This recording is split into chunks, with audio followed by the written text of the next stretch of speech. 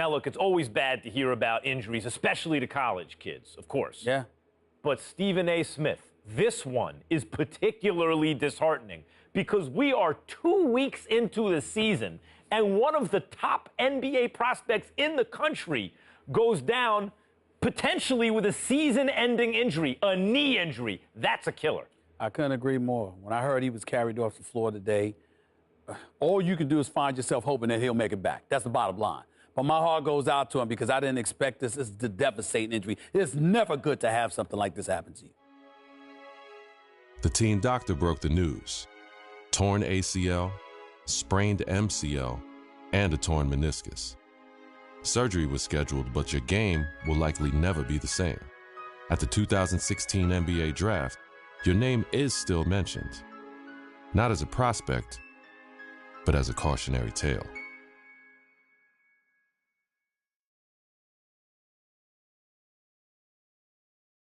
Now, there's another huge story, 3 of them, undrafted. And I hope, anyway, that this is a lesson, this serves as an example to college players. I'm not talking about the ones who are genuinely one and dones, the guys you know are going to be lottery picks. I mean the rest of them.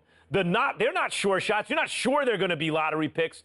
Don't just use the college system for a year thinking you're going to bounce. It doesn't work like that. If you don't have the talent, it doesn't work. You got to be cultivated in the system. Please. There you go again with your blanket generalizations. You know how you are, oh, Max. The woe is me. Oh, my Lord. I can't take it. I just can't take it. It's a case-by-case basis. You can't just blanketly decide this should not be one and dones or this should be one and dones. You got to go on a case-by-case basis. Some dudes deserve to be one and dones. Some people don't. It's on a case-by-case basis. And that is my point. Thank you for making it for me. Every kid thinks they're the exception to the rule. And members of the media like, Stephen A. Smith, are encouraging these kids to come out early. Look, Max, bottom line is this. You got to take this into consideration. You had 2 dudes. They were called the Height brothers. Now, you had Nick Howard. This kid had a lot of promise. What does he do? He goes to college. Very uneventful first year, no doubt. The second year, he was pretty good. Here's the problem. The NBA, it's not about pretty good. You need to be great on the collegiate level, on the prep level, in summer leagues and what have you, in order for you to get the stature that you deserve. That's the bottom line.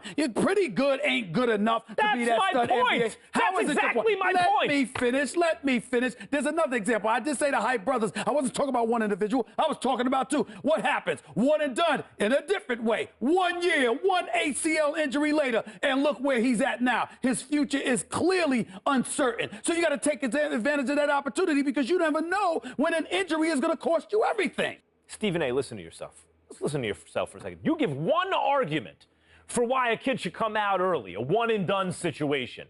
I can give you 30 arguments this morning alone why they should stay in school. And now you have to wonder what a kid like Nick Howard, who has given up his college eligibility, does next. What does he do next? First of all, don't sweat the technique. The argument, or one argument, as long as it's strong enough, that's all that matters. That's number 1. Number 2, the Height brothers was something special. What they really need to do. I'm going to tell you what they need to do, Max. They need to get back to playing together. My sources are telling me the ACL injury has been completely healed. So go on a pro-am circuit. Go in summer leagues. Do what you got to do to get back on the court together to remind everybody of what you once were. Because once you pull that off, the sky's the limit. That's what they need to do. Get back to playing ball together, because when people see what you can do as one, the other arguments don't really matter. Like I said, don't sweat the technique.